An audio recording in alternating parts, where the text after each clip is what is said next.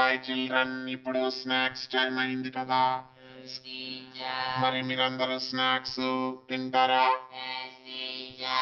మరి పిల్లలు మీరు అందరూ స్నాక్స్ తెచ్చుకున్నారా? ఎవరైనా తెచ్చుకోని వాళ్ళు ఉంటే చెప్పండి, ఎవరు తెచ్చుకోలేదు? దీపిక అబ్బాయి తెచ్చుకోలేదు. ఓకే, సరే. మరి ఎట్లా పాపం దీపికకి స్నాక్స్ లేవుగా? మరి ఎట్లా? ఓ, నువ్వు ఇస్తావా? Very good, super.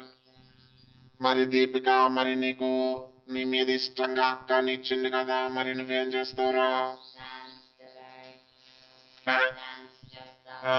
ఇంకా ఎవరైనా ఇవ్వగలుగుతారా దీపికకి?